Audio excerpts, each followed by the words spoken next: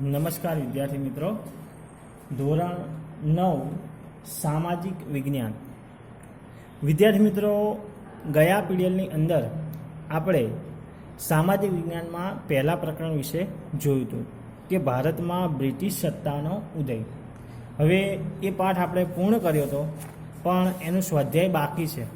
તો આજના આ વિડીયોમાં આપણે એનું સ્વાધ્યાય જોઈશું.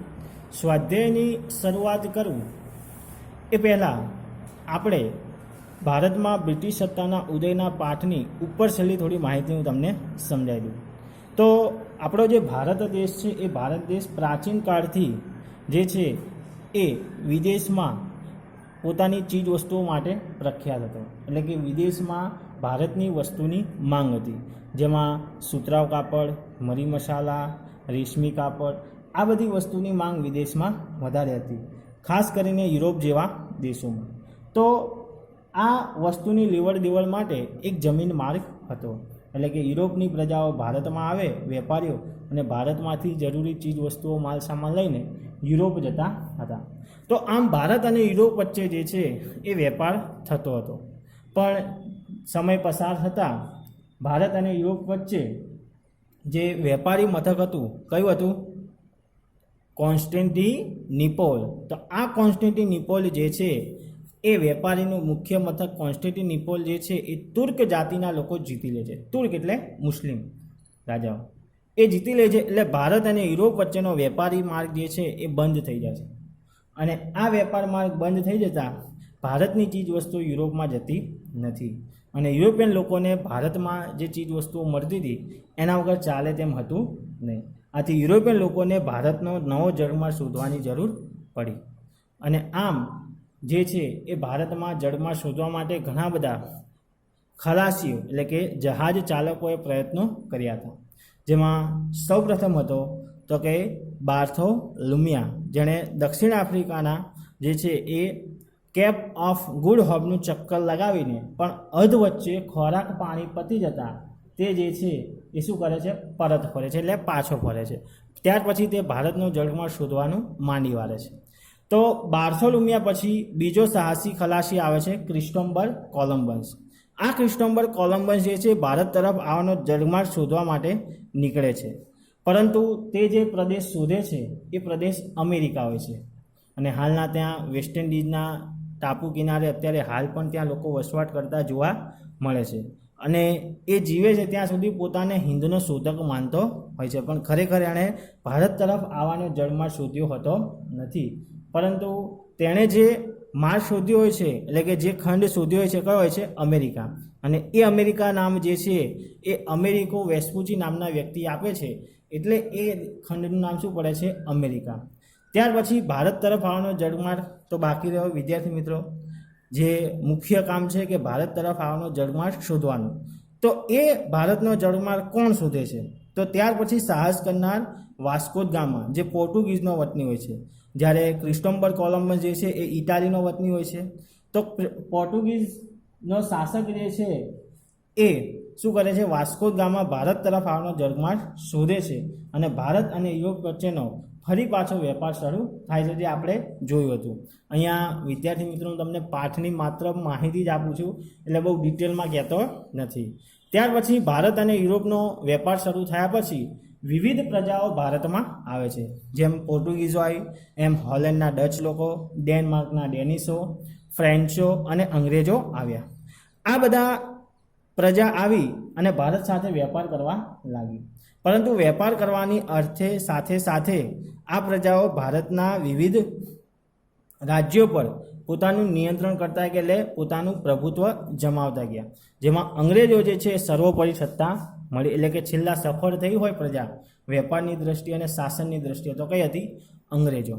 અને આ અંગ્રેજો જે સફળ થયા ત્યાર પછી ભારતમાં એમણે ઘણા લાંબા વર્ષ સુધી શાસન કર્યું. તો આપણે જોયું કે ભારતમાં વિવિધ પ્રજાઓ આવી, અને આ પ્રજા આવ્યા બાદ પછી અંગ્રેજો જે છે એ વેપારમાં સફળ થયા, અને અંગ્રેજો અંત સુધી ટકી રહ્યા. અને ભારતમાં અંગ્રેજોના શાસનની શરૂઆતમાં સૌથી પહેલું રાજ્ય જે છે બંગાળ પર પોતાનું શાસન જમાવ્યું. એના વિશે પણ આપણે જોયું કે પ્લાસીના મેદાનમાં સિરાજ ઉદ દૌલે અને અંગ્રેજો વચ્ચે યુદ્ધ થયો, કે જેમાં મીર જાફર જે છે એ અંગ્રેજો તરફી હતો એને બંગાળનો નવાબ બનવાની લાલચ આપવામાં આવી હતી, એટલે અંગ્રેજોના પક્ષમાં રહ્યો હતો અને આમ સિરાજ ઉદ દૌલાની હાર થઈ અને અંગ્રેજો જીતી ગયા અને બંગાળ રાજ્ય પર પોતાનું શાસન જમાવ્યું. ત્યાર પછી શું થયું તો કે અંગ્રેજોના કીધા પ્રમાણે બંગાળના નવાબ તરીકે મીર જાફરને નીમવામાં આવ્યો. બંગાળનો નવાબ મીર જાફર બન્યા, પોતાના હાથમાં સત્તા આવતા અંગ્રેજોને ખટકવા લાગ્યો, એટલે એને પદ ભ્રષ્ટ કરીને ફરી પાછું જે છે એ કોણ આવ્યું તો બંગાળના જે ગાદી પર જે છે એ મીર કાસમને બેસાડવામાં આવ્યો. પણ મીર કાસમ પણ એ રીતના ખટકવા લાગ્યો, અંગ્રેજોના કહેવા પ્રમાણે કામ કરવાના લાગ્યો, તો ફરી પાછો મીર જાફરને જે છે બંગાળનો નવાબ બનાવવામાં આવ્યો અને ફરી પાછો બંગાળનો નવાબ મીર જાફર બનતા, જો અહીંયા 2 વાર બંગાળનો નવાબ મીર જાફર બને છે અને બીજી વાર જ્યારે બને છે ત્યારે પણ અંગ્રેજો જે છે એ મીર જાફરથી કંટાળી જાય છે, પોતાના કહેવા પ્રમાણે કામ કરે એવો એમને બંગાળનો નવાબ જોતો હતો. કોને?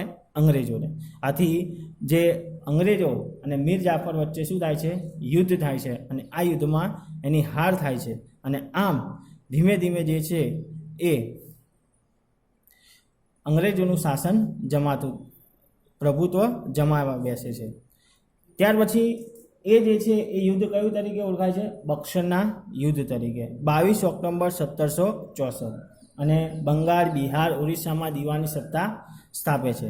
ત્યાર પછી ધીમે ધીમે પોતાના કંપની શાસનનો વિસ્તાર કરે છે. ભારતમાં જે છે એ કંપની શાસન લાદી દે છે અને ભારતની અંદર અલગ અલગ ગવર્નરો આવે છે. એમાં સૌથી પહેલાં જે છે એ સૌથી પહેલાં વોરન હેસ્ટિંગ આવે છે. ત્યાર પછી કોણ આવે છે તો કે જ્હોન સ્યોર. ત્યાર પછી વેલેસ્લી આવે છે, જે વેલેસ્લી સહાયકારી યોજના દાખલ કરે છે. આ સહાયકારી યોજનાની પણ આપણે ચર્ચા કરી હતી. ત્યાર પછી વેલેસ્લીની સહાયકારી યોજના જે છે એ મીઠા ઝેર જેવી હોય છે અને એ પછી ફરી પાછો વોરન હેસ્ટિંગ જે છે એ ભારતનો ગવર્નર જનરલ તરીકે આવે છે અને એના પછી વિલિયમ બેન્ટિંગ, જે વિલિયમ બેન્ટિંગ જે છે ઉદાર ગવર્નર જનરલ તરીકે ઓળખાય છે અને એના પછી ડેલહાઉસી પણ ઘણી બધી જે છે એ કૂટનીતિ દ્વારા ઘણા બધા રાજ્યોને પોતાના શાસન હેઠળ લાવી દે છે.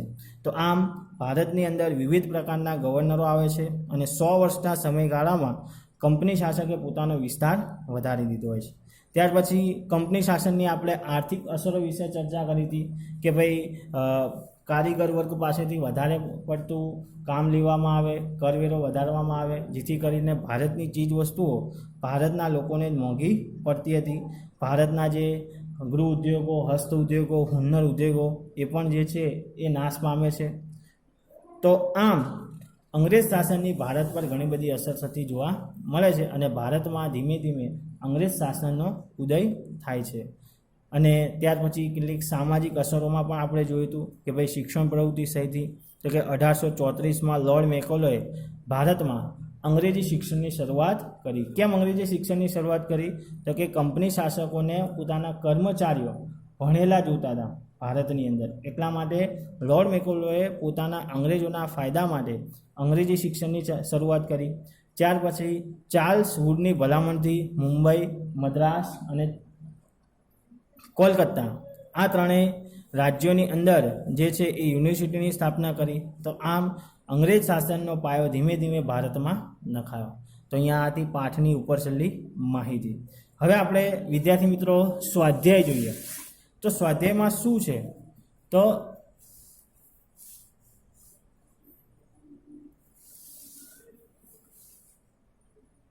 તો સ્વાધ્યાયમાં નીચેના પ્રશ્નોના ટૂંકમાં જવાબ લખો. એમાં પહેલો પ્રશ્ન છે, યુરોપિયન પ્રજાને ભારત આવવાનો જળમાર્ગ શોધવાની ફરજ પડી. આ વિધાન સમજાવો. તો આ વિધાન જે છે એકદમ સરળ છે, તમને ખ્યાલ પણ આવી ગયો હશે કે ભાઈ આ પ્રશ્નમાં શું કહેવા માંગે છે. તો ચર્ચા કરીએ તો મેં કીધું એ પ્રમાણે કે પ્રાચીન કાળથી જે પશ્ચિમના દેશો છે એ પશ્ચિમના દેશો અને ભારત વચ્ચે વેપાર ચાલતો હતો અને એ સમયે યુરોપના દેશોની અંદર ભારતના જે મરી મસાલા, તેજા, રેશમી કાપડ, ગળી આ બધી ચીજ વસ્તુઓની ભારે માંગ રહેતી હતી.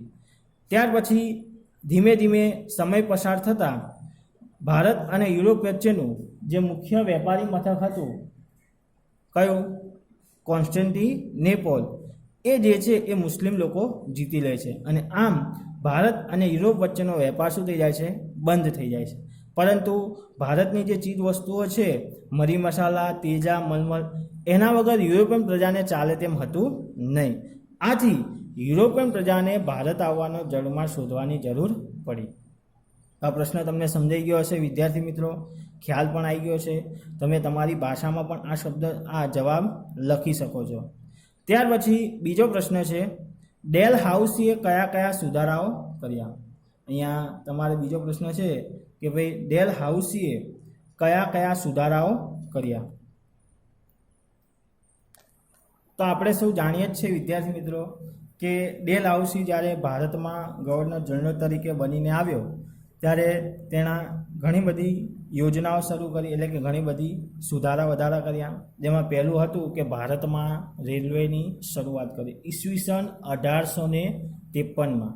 કઈ જગ્યાએ? મુંબઈ અને થાણા વચ્ચે રેલવેની શરૂઆત કરી. ત્યાર પછી બીજું, એટલે કે પહેલું શું યાદ રાખવાનું? તો કે રેલવે. બીજું ટપાલ પદ્ધતિ, એટલે કે તેણે આધુનિક ટપાલ પદ્ધતિ શરૂ કરી. ઇંગ્લેન્ડ અને ભારત વચ્ચે તાર વ્યવહાર શરૂ કર્યો. તો આ એની જે છે એ બીજું સુધારાવાદી કાર્ય. પહેલું રેલવે સુવિધા કરી, ત્યાર પછી તાર ટપાલ સુવિધા, ટપાલ પદ્ધતિ. ત્યાર પછી ભારતની અંદર અંગ્રેજી કેળવણીની શરૂઆત કરી. એટલે કે અહીંયા 3 સુધારા કર્યા, એક રેલવે, બીજું તાર ટપાલ અને ત્રીજું આવશે તો કે અંગ્રેજી શિક્ષણની શરૂઆત કરી. ત્યાર પછી તેણે બાળ લગ્ન પર પ્રતિબંધ મૂકતો અને વિધવા પુનઃલગ્નને છૂટ આપતો કાયદો પસાર કર્યો. ત્યાર પછી ચોથો સુધારો કયો હતો? તો કે તેણે બાળ લગ્ન પર પ્રતિબંધ મુકાયો, બરાબર. અને બીજું કયું કરાયું? તો કે વિધવાને પુનઃલગ્ન કરાવવાની છૂટ. વિદ્યાર્થી મિત્રો, અહીંયા થોડું તમને ટ્વિસ્ટ છે કે બાળ લગ્ન પર પ્રતિબંધ મૂકતો કાયદો કોણે ઘડ્યો? તો ડેલહાઉસી. પણ સતી પ્રથા પર પ્રતિબંધ મૂકતો કાયદો કોણે ઘડ્યો? તો વિલિયમ બેન્ટિંગ. આ યાદ રાખજો, અહીંયા થોડું તમને કન્ફ્યુઝ થાય એટલે મેં સમજાવ્યું. ત્યાર પછી આગળ તો કે જાહેર બાંધકામની શરૂઆત કરી. તો અહીંયા તેણે ઘણા, તો પહેલું શું કર્યું? તો કે રેલવે સુવિધા કરી, બીજી તાર ટપાલ સુવિધા, પછી ત્રીજો ટોપિક કયો કર્યો આપણે? તો કે અંગ્રેજી કેળવણી. ચોથો તો કે બાળ લગ્ન પ્રતિબંધ અને વિધવાના પુનઃલગ્નને છૂટ. પાંચમું આવશે જાહેર બાંધકામની શરૂઆત કરી. ત્યાર પછી આગળ તો કે કેટલાક સરકારી વહીવટમાં પણ સુધારા કર્યા. અને આમ જે છે એ ડેલહાઉસીએ જે છે ભારતમાં ઘણા બધા સુધારા કર્યા, અને સુધારાવાદી પણ કહેવામાં આવે છે. તો આપણે 5 કે 6 સુધારા છે એ પણ લખી શકીએ. તો અહીંયા બીજો પ્રશ્ન પણ તમને ખ્યાલ આવી ગયો હશે વિદ્યાર્થી મિત્રો કે ડેલહાઉસીએ ભારતમાં કયા કયા સુધારા કર્યા? તો કે રેલવેની શરૂઆત કરી ઈસવીસન 1853માં, આધુનિક તાર ટપાલ પદ્ધતિ શરૂ કરી ભારત અને ઇંગ્લેન્ડ વચ્ચે. ત્યાર પછી ભારતમાં અંગ્રેજી કેળવણીની શરૂઆત કરી. ત્યારબાદ બાળ લગ્ન પર પ્રતિબંધ મૂકતો કાયદો અને વિધવાના પુનઃલગ્નની છૂટ આપી. સરકારી વહીવટોમાં ઘણા સુધારા કર્યા. અને છેલ્લું કે જાહેર બાંધકામ ખાતાની શરૂઆત કરી. તો આ હતા ડેલહાઉસીના સુધારા. ત્યાર પછી આગળનો પ્રશ્ન છે કે વેલેસ્લીની સહાયકારી યોજનાની મુખ્ય શરતો કઈ હતી? વેલેસ્લીની સહાયકારી યોજનાની મુખ્ય શરતો કઈ હતી? તો આપણે જોયું હતું કે વેલેસ્લીએ જે છે એ વિસ્તારવાદી યોજના અપનાવી હતી, સહાયકારી યોજના અપનાવી હતી. તો એમાં શરતો વિવિધ પ્રકારની હતી. એમાં પહેલી શરત હતી કે આ યોજના જે કોઈ રાજા સ્વીકારે, એટલે કે જે સહાયકારી યોજના સ્વીકારે, એ સહાયકારી યોજના સ્વીકારનાર રાજાએ અંગ્રેજ સરકારનું તાલીમ પામેલું સૈન્ય મળશે. એટલે કે અંગ્રેજ સરકારનું જે સૈન્ય છે એ રાજાને મળશે, અને એ સૈન્ય જે છે રાજાને બધી રીતે રક્ષણ કરશે. એટલે બાહ્ય આક્રમણોથી અને આંતરિક આક્રમણોથી, એટલે કે પોતાના રાજ્યની અને બહારના રાજ્યોથી પણ એમને રક્ષણ આપશે. પરંતુ તેના બદલામાં રાજાએ શું કરવાનું? તો તેના બદલામાં રાજાએ જે છે એ લશ્કરી સૈન્યનો ખર્ચ આપવો પડશે, અથવા જો ખર્ચ આપી ન શકે તો એમનું ગુજરાન ચલાવવા માટે, એમનું પગાર ભથ્થું ચૂકવવા માટે અમુક પ્રદેશો જે છે એ અંગ્રેજ શાસનને, અંગ્રેજ કંપની સરકારને આપવા પડશે. તો આ પહેલી જે છે એ શરત હતી કે ભાઈ જે કોઈ રાજા આ સહાયકારી યોજના સ્વીકારે અને અંગ્રેજી લશ્કર સૈન્ય મળશે, પરંતુ તેનો સંપૂર્ણ ખર્ચ જે છે રાજાએ ઉપાડવાનો રહેશે. ત્યાર પછી તે રાજા અંગ્રેજ સરકારની મંજૂરી વિના કોઈ રાજ્ય સાથે યુદ્ધ કે સંધિ કરે શકે નહીં. કે રાજા પોતે હોવા છતાં પણ જો કોઈ રાજ્ય સાથે યુદ્ધ લડવું હોય, એની સાથે મિત્રતા કરવી હોય, તો પહેલાં અંગ્રેજ સૈન્યને કહેવું પડે. એટલે અંગ્રેજ સૈન્યના જે પ્રતિનિધિ છે, અંગ્રેજ સરકાર છે, એને જાણ કરવી પડે, ત્યાર પછી એ નિર્ણય લઈ શકે. ત્યાર પછી જે સહાયકારી યોજના અમલ માટે રાજ્ય દરબારમાં એક અંગ્રેજ પ્રતિનિધિ રાખવો જરૂરી બને, કે તમારે એક અંગ્રેજ પ્રતિનિધિ રાખવાનો અને બીજી અન્ય પ્રજાના કોઈપણ પ્રતિનિધિ કે સૈનિક તરીકે એની નિમણૂક કરવાની નહીં. એટલે રાજા પોતાના રાજ્યની અંદર બીજી અન્ય પ્રજા, એટલે કે જે હોલેન્ડ છે, ડચ લોકો, ફ્રેન્ચો હતા, એમાંનો એક પણ વ્યક્તિને કામે રાખી શકે નહીં પોતાના રાજ્યની અંદર. આ શરત હતી. તો આમ વેલેસ્લીની સહાયકારી યોજના જે છે, સહકારી યોજનાની આવી મુખ્ય શરતો હતી. ત્યાર પછી આગળનો પ્રશ્ન છે, ડેલહાઉસીએ ખાલસા નીતિ અંતર્ગત કયા કયા રાજ્યો ખાલસા કર્યા? તો ડેલહાઉસે આપણે આગળ જોયું કે 3 રીતે જે છે વિવિધ રાજ્યો ખાલસા કર્યા હતા. તો પહેલું યુદ્ધ લડીને તેણે જે છે એ અમુક રાજ્યો ખાલસા કર્યા. એમાં હતું પંજાબ. પહેલું રાજ્ય કયું હતું? પંજાબ. જે પંજાબને જે છે એ શું કર્યું હતું? ખાલસા કર્યું હતું. ત્યાર પછી બીજું રાજ્ય હશે કે તેણે બર્માના રાજાને હરાવીને રંગૂન સહિતના પેગુ પ્રાંતને ખાલસા કર્યું. એટલે કે 2 રાજાઓને હરાવીને પોતાના રાજ્યો હસ્તક કર્યા હતા. એક પંજાબ અને બીજું હતું બર્મા રાજા. ત્યાર પછી આગળ છે, તેણે સતારા, જેતપુર, સંબલપુર, ઉદયપુર, ઝાંસી, બઘાર, નાગપુર આ બધા રાજ્યોને હરાવી. આ બધા રાજ્યોમાં જે રાજાઓ હતા એ રાજ્યોના પુત્ર ન હતા, એટલે કે એ રાજાઓને પુત્ર ન હતા, એટલે કે નિસંતાન હતા. અને તેઓના જે દત્તક પુત્ર લેવાનો જે છે એ હક ડેલહાઉસે નામંજૂર કરાવ્યો અને એ રાજ્યને પોતાના હસ્તક કરી લીધા. અને આમ બીજી રીતે ખાલસા કર્યું. તો અહીંયા પહેલું કઈ રીતે ખાલસા કર્યું? તો કે યુદ્ધ લડીને. ત્યાર પછી બીજું તો કે દત્તક પુત્ર નામંજૂર કરીને જે બધા રાજ્યો હતા એ પોતાના હસ્તક કર્યા. ત્યાર પછી આગળ જોઈએ કે ત્રીજી પદ્ધતિ કઈ રીતના? તો કે રાજ્યમાં ગેરવહીવટ ચાલે છે એવા બહાના હેઠળ તેણે અવધના જે નવાબ છે એને પદભ્રષ્ટ કરીને રાજ્ય ખાલસા કર્યું. મેં કીધું ને કે જે રાજા સહાયકારી યોજના સ્વીકારે એટલે કેવો થાય? આળસુ થઈ જાય, એટલે પોતે રાજ્યમાં બહુ ધ્યાન રાખે નહીં. અને એક બાજુ અંગ્રેજો જે છે ભારતીય પ્રજાને લૂંટે અને એ લોકો રાજા અંગેની કાન ભમેણી પ્રજામાં કરતા. એટલે આ ડેલહાઉસે એમ કે ભાઈ રાજ્યમાં તમારે યોગ્ય વહીવટ થતો નથી, પ્રજાના હકોનું રક્ષણ થતું નથી, એમ કરીને રાજાને પદભ્રષ્ટ કરવામાં આવતો હતો. નિજામ સહાયકારી યોજનાનું દેવું ભરવામાં નિષ્ફળ ગયો, તેથી ડેલહાઉસે તેનું રાજ્ય શું કર્યું? વરાળ પ્રાંતને પોતાને ખાલસા કરી દીધું. તો આમ નામ માત્રની સત્તા લાવીને પણ ડેલહાઉસીએ કર્ણાટક અને તાંજોર રાજ્યોને ખાલસા કર્યા. તો આમ ડેલહાઉસીએ જીત, જપ્તી અને ખાલસા દ્વારા ભારતમાં અનેક રાજ્યોમાં અંગ્રેજ કંપની સરકારનો વિસ્તાર કર્યો હતો. તો આમ ડેલહાઉસીએ પણ ઘણા બધા કાર્યો જે છે એ કરીને ખાલસા કર્યા હતા. પહેલાં સુધારા કર્યા, ત્યાર પછી ઘણા બધા રાજ્યોને ખાલસા પણ કર્યા. તો અહીંયા વિદ્યાર્થી મિત્રો આપણે 4 પ્રશ્નો જોયા. ત્યાર પછી આગળ છે મુદ્દાસર જવાબ આપો. એમાં પહેલું છે પ્લાસીનું યુદ્ધ. પ્લાસીના યુદ્ધ વિશે મેં તમને ચર્ચા કરી હતી કે ભાઈ પ્લાસીનું યુદ્ધ કોની કોની વચ્ચે થયું હતું? સરસ. કોની કોની વચ્ચે? અંગ્રેજો અને સિરાજ ઉદ દૌલાની વચ્ચે.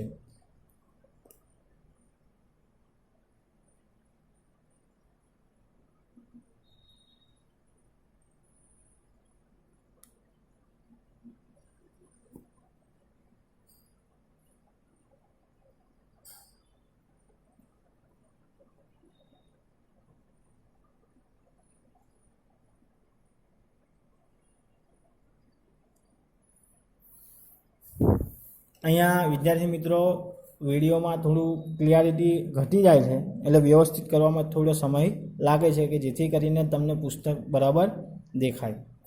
તો આપણે જોઈએ કે 1757માં બંગાળનો નવાબ જે સિરાજ ઉદ દૌલે છે એ સિરાજ ઉદ દૌલે અને અંગ્રેજો વચ્ચે યુદ્ધ થયું અને ઈસ્ટ ઇન્ડિયા કંપનીએ પોતાના રક્ષણના બહાના હેઠળ પોતાનું જે વેપારી મથક છે કોલકાતાની એને કિલ્લાબંધી કરી. એટલે કે જે અંગ્રેજ સરકાર હતા એ પોતાના કિલ્લાના રક્ષણ માટે કિલ્લાબંધી કરે છે કોલકાતામાં. એ સમયે સિરાજ ઉદ દૌલે અંગ્રેજોની ખટપટોથી વાકેફ હતો કે એમને ખબર હતું કે અંગ્રેજો જે છે એ અંગ્રેજો સહી સલામત રીતે વેરો ભરતા નથી, કંપની સરકાર. આથી તેણે કિલ્લાબંધી તોડી નાખી અને ચેન્નઈની અંદર ગવર્નર રોબર્ટ ક્લાઇવને એની જાણ થઈ અને એટલા માટેના રક્ષણ માટે જે છે એક લશ્કર મોકલ્યું. એટલે કે રોબર્ટ ક્લાઇવને ખ્યાલ આવ્યો કે ભાઈ સિરાજ ઉદ દૌલે જે છે એ આપણી કોઠી જે છે એટલે જે કિલ્લાબંધી કરી છે એને તોડી નાખવા જઈ રહ્યું છે. તો એ સમય દરમિયાન તે મદદ માટે અંગ્રેજ સૈન્ય મોકલે છે. અંગ્રેજો સીધી લડાઈમાં નવાબ સિરાજ ઉદ દૌલાને હરાવી શકે તેમ હતા નહીં. એટલે અંગ્રેજો જે છે એ સિરાજ ઉદ દૌલાને હરાવી શકે તેમ હતા નહીં. એટલા માટે એ શું કરે છે, કાવતરું ઘડે છે.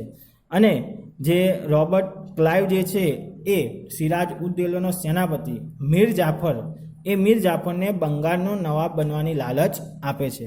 અને એ બંગાળનો નવાબ બનવાની લાલચમાં જે મીર જાફર જે છે એ અંગ્રેજો તરફી થઈ જાય છે અને યુદ્ધમાં પોતે નિષ્ફળ જાય છે. અને આમ બંગાળમાં જે છે એ બંગાળમાં અંગ્રેજોનું શાસન સ્થપાય છે. અને એ જે યુદ્ધ થાય છે એ યુદ્ધનું મેદાન પ્લાસી હોય છે. એટલે પ્લાસીનું યુદ્ધ 1757માં અંગ્રેજો અને સિરાજ ઉદ દૌલે વચ્ચે થાય છે. અમીચંદ 30 લાખ રૂપિયા આપવાનું કબૂલીને અંગ્રેજોની મદદ કરે છે. અને બીજો જે મંત્રી હોય છે અમીચંદ, એને શું આપે છે, 30 લાખ. બરાબર. મીર જાફરને બંગાળનો નવાબ બનાવવાની જે છે જાહેરાત કરે છે, લાલચ આપે છે. અને બીજો જે મંત્રી હોય છે અમીરચંદ, એને 30 લાખ રૂપિયાની રિશ્વત આલવાનું કહે છે. અને બંગાળનો નવાબ અંગ્રેજોને કનગડ કરે છે એવું બહાનું કાઢીને તેની સામે 1757માં યુદ્ધ જાહેર કર્યું. પ્લાસીના મેદાનમાં સિરાજ ઉદ દૌલે અને અંગ્રેજો વચ્ચે યુદ્ધ થયું, જેમાં સિરાજ ઉદ દૌલેની હાર થઈ. અને ત્યાર પછી બંગાળનો નવાબ તરીકે મીર જાફર આવ્યો અને આમ ભારતમાં અંગ્રેજ સત્તાનો પ્રારંભ થયો. તો આ પ્લાસીના યુદ્ધની માહિતી તમે પુસ્તકમાં પણ વાંચી શકો છો. ત્યાર પછી આગળનો પ્રશ્ન છે વિદ્યાર્થી મિત્રો, કંપની શાસનની ભારત પર થયેલી આર્થિક અસરો જણાવો. તો કંપની શાસનની ભારત પર કઈ અસર થઈ આર્થિક? તો ભારત દેશમાં છેલ્લા 2000 વર્ષથી દુનિયામાં આર્થિક ક્ષેત્રે ગૌરવ સ્થાન ધરાવતો હતો. એટલે કે ભારત જ્યારે અંગ્રેજોના શાસન હેઠળ ન હતો, અંગ્રેજોનો ગુલામ બન્યો ન હતો, એ સમય દરમિયાન ભારત જે છે એ વિશિષ્ટ સ્થાન ધરાવતો હતો. અને 100 વર્ષના સમયગાળામાં જ એ ભારત દેશ અંગ્રેજો માટે કાચા માલનું ઉત્પાદન કરતો દેશ બની ગયો. ઈસવીસન 1708થી 1756ના સમયગાળા દરમિયાન સુતરાઉ કાપડ, રેશમ કાપડ, શણ, મલમલ જેવી ચીજ વસ્તુઓ જે યુરોપના દેશોમાં નિકાસ કરતો હતો, પરંતુ જે રોબર્ટ ક્લાઇવે દ્વિમુખી શાસન પદ્ધતિ અપનાવી એના કારણે આ પ્રાંત જે છે આર્થિક રીતે કંગાળ બની ગયો. એટલે કે ભારતની જે ચીજ વસ્તુની માંગ ઘટી ગઈ અને ભારત માત્ર કાચો માલ ઉત્પાદન કરતો એક દેશ બની ગયો. પ્રાચીન સમયમાં ગામડાની વાત કરવામાં આવે તો એ ગામડાઓ સ્વાવલંબી હતા, પણ અંગ્રેજોના શાસનમાં પણ એ ગામડાઓ જે છે એ પરાધીન બની ગયા, એટલે કે પરાવલંબી બની ગયા. ત્યાર પછી અંગ્રેજ સરકારની આકરી અને અન્યાય મહેસૂલ નીતિને કારણે ભારતના ખેડૂતો પણ પાયમાલ બની ગયા, એટલે કે દેવાદાર બની ગયા. પોતાના ખેતરો પણ તેમણે ગુમાવી દીધા. ખેતી પડી ભાંગતા માઠી અસર દેશના વેપાર વાણિજ્ય પર થઈ, એટલે કે દેશનું અર્થતંત્ર જે છે એ ડામોડોળ અવ્યવસ્થિત થઈ ગયું. અંગ્રેજ સરકારે ઇંગ્લેન્ડના કાપડ ઉદ્યોગ વિકસાવવા ભારતના કાપડ ઉપર જકાત નાખી. એટલે આપણે જાણતા હતા કે ભારતમાં જે છે એ ભારતમાં શું હતું, તો કે ભારતની વિવિધ વસ્તુઓની માંગમાં સુતરાઉ કાપડ પણ એક વધારે હતું. તો એ સુતરાઉ કાપડની પણ માંગ થતી હતી, પણ એ સુતરાઉ કાપડની માંગ ઘટાડવા માટે અંગ્રેજ સરકારે જે છે એ ભારતના સુતરાઉ કાપડ પર શું નાખી, જકાત નાખી દીધી. આ ઉપરાંત હસ્ત ઉદ્યોગો પણ ભાંગી પડ્યા. એટલે કે જે વ્યક્તિઓ પોતાની આવડત હતી અને એ પ્રમાણે ઘરે બેસીને કામ કરતા હતા, તો એ પણ શું થયો, એનો નાશ થયો. કંપનીના નોકરો ખાનગી વેપાર કરતા હતા, તેથી બંગાળના વણકરો પાસેથી સસ્તામાં લઈને ટૂંકી મુદતમાં વધારે વસ્તુ ઉત્પાદન કરાવી લેતા હતા.